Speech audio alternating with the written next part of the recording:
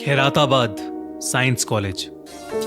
विशु और उमे कॉलेज के सबसे अफलातूनी लड़कों में से थे।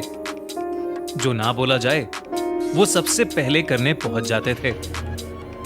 इसलिए कॉलेज ट्रिप पर हैदराबाद आए स्टूडेंट्स में सबसे ज्यादा मजे भी वही दोनों कर रहे थे।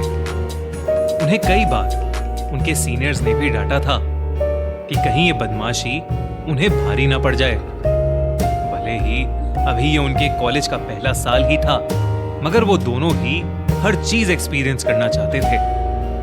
रात को वो दोनों बिना किसी को भी बताए अपने होटल से निकलकर एक वॉक पर चले गए। उन्हीं के होटल के पास एक बहुत बड़ी बिल्डिंग थी जो एक खंडर जैसी लग रही थी। उसके सामने ही एक चाय की छोटी सी दुकान थी। वो दोनों उस दुकान पर चाय पीने पहुंच गए। बातों बातों में विशु ने उस बूढ़े दुकान वाले से पूछा कि हैदराबाद में देखने के लिए क्या खास है। इस पर उस दुकान वाले ने जवाब दिया कि घूमने को जो है वो उनको उनका फोन बता देगा। पर साथ ही उसने कहा कि हैदराबाद में कुछ ऐसी भी जगहें हैं जिनके आसपास भी उन्हें भटकना नहीं चाहिए, जैसे कि उनके ठीक सामने वाली वो सुनसान बिल्डिंग। ये सुनते ही विशु और उमे की दिलचस्पी और बढ़ गई। उन्होंने दुकान वाले को उकसाया कि वो जरा खुलकर बताए। उस बूढ़े दुकान वाले ने उन्हें सचेत करते हुए कहा कि वो बिल्डिंग जो उनके ठीक सामने है वो कोई आम बिल्डिंग नहीं, बल्कि हैदराबाद की सबसे भूतिया जगह है, जिसे लोग खैराताबाद साइंस कॉलेज के नाम से जानते हैं। उस बूढ़े दुकान वाले ने बताया कि वो बिल्डिंग अब भले ही बस एक बड़ा सा खंडर बन चुकी है, पर वो आज तक वहां के लोगों को डराए रखती है। उस दुकान वाले ने बताया कि वो बिल्डिंग एक साइंस कॉलेज हुआ करती थी, जहां डेड बॉडीज पर मेडिकल रिसर्च भी किया जाता था। कहते हैं कि उसके बंद होने के बाद वहां से कभी वो डेड बॉडीज हटाई ही नहीं गईं। और उस कॉलेज के बंद होने के अगले दिन से ही वहां अजीबोगरीब चीजें होने लगी। दुकान वाला बूढ़ा आदमी ये बात कहते ही मानो कांप सा उठा, जैसे उस जगह का जिक्र ही उसे डराने को काफी था। उस दुकान वाले की बात सुनकर तो विशु और उमे की नींद उड़ चुकी थी।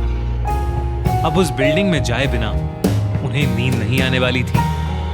उन्हें को लगा कि दुकान वाला उन्हें बस डरा रहा था, मगर जब इस बिल्डिंग के बारे में उन्होंने ऑनलाइन रिसर्च किया तो उन्हें कई आर्टिकल्स मिले जो बताते थे कि वो जगह हॉन्टेड है।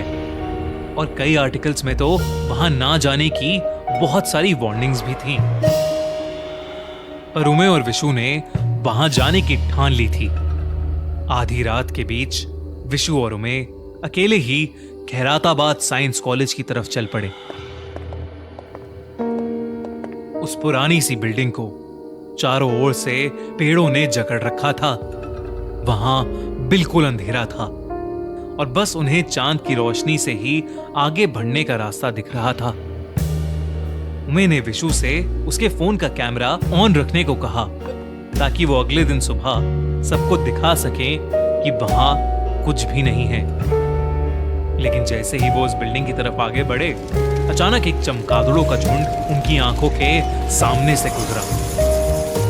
विशु थोड़ा घबरा गया, पर उमे अभी भी मस्ती के मूड में ही था। तभी उन्हें पीछे से एक जोर की आवाज आई। कौन है? कौन है वहां? उन्हें दिखा कि उस बिल्डिंग का गार्ड उन्हीं की तरफ दौड़ता हुआ आ रहा है। वो दोनों भी जल्दी से भागकर उस बिल्डिंग के अंदर घुस गए। बिल्डिंग के अंदर घुसते ही उन्हें एक बड़ा सा हॉल दिखा जो धूल मिट्टी से भरा हुआ था। वहां एक बहुत ही गंदी स्मेल थी, जैसे कोई जानवर सालों से मरा पड़ा हो और सड़ रहा हो। पर मकड़ियों के जालों के अलावा अब वहां और कुछ भी नहीं था। अचानक ही उस हॉल में कुछ चटकने की आवाजें आने लगी। उन्हें लगा कि वो गार्ड शायद अंदर आ रहा है, तो वो दोनों फर्स्ट फ्लोर पर भाग गए। ऊपर वाले फ्लोर पर उन्हें चारों तरफ बस बड़े बड़े खाली कमरे दिखाई दे रहे थे, जो शायद एक टाइम पर क्लासेस हुआ करती होंगी।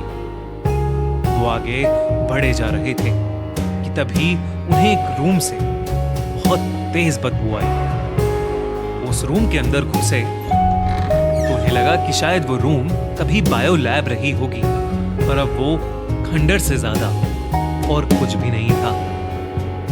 लेकिन उस रूम के कोने में एक खिड़की थी, जिस पर विशु की नजर जाते ही वो सहम उठा। वहां एक लड़की कूदने को तैयार खड़ी थी। विशु उसकी ओर उसे बचाने भागा। उसने उसे चिल्लाकर रोकने की भी कोशिश की, लेकिन विशु ने जैसे ही उस लड़की का हाथ पकड़ा, उसे ऐसा महसूस हुआ जैसे उसने किसी लड़की का नहीं बल्कि कोई बहुत ही कठोर चीज हाथ में पकड़ी हो। और तभी विशु और उमे के देखते देखते ही वो लड़की एक कंकाल में बदल गई। ये देखकर विशु ने अपने होश खो दिए और वो उसी खिड़की से फिसलकर नीचे गिर गया। दूर खड़ा उमे सुन्न पड़ गया था। उसने विशु को खिड़की से गिरता देखा, मगर वो कंकाल अब भी वहां था। डर के मारे वो उल्टे कदम भागा, लेकिन जैसे ही वो पीछे मुड़ा, उसे कई सारे कंकालों ने घेर लिया था। वो किसी तरह वहां उस रूम से बाहर भागा और वो सारे कंकाल भी उसके पीछे पीछे आने लगे। तभी उसने देखा कि उस बिल्डिंग का गार्ड नीचे खड़ा है। उसने गार्ड को आवाज लगाई, लेकिन उस गार्ड ने कुछ भी रिएक्ट नहीं किया। उमे गार्ड के पास भागकर पहुंचा। उस गार्ड की पीठ उमे की तरफ थी। उमे ने जैसे ही उसके कंधे पर हाथ रखा, वो गार्ड पीछे मुड़ा और उमे की रूह कांप उठी। उस गार्ड का चेहरा जला पड़ा था और उमे के देखते ही देखते उसका चेहरा गलने लगा और उसके चेहरे की हड्डियां दिखने लगी। उमे ने ऐसा भयानक चेहरा आज तक अपनी जिंदगी में कभी नहीं देखा था। उमे उसे देखते ही चीख पड़ा और वहां से और तेजी से बाहर भागा और बाहर भागते भागते उसी भूतिया बिल्डिंग के सामने गिर पड़ा।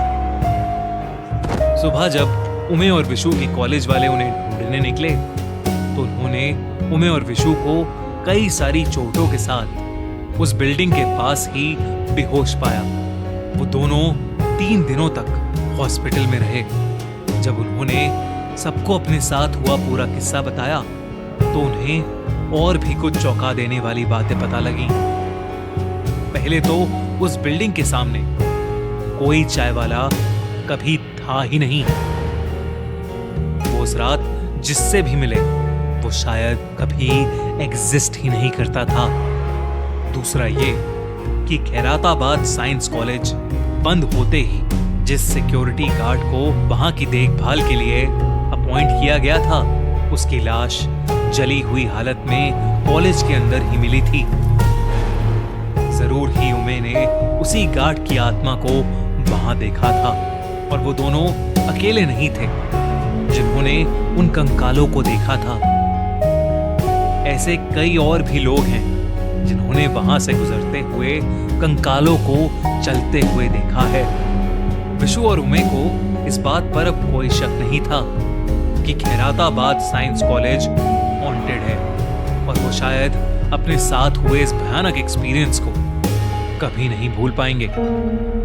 आपको क्या लगता है, खैराताबाद साइंस कॉलेज सच में हॉन्टेड है या नहीं?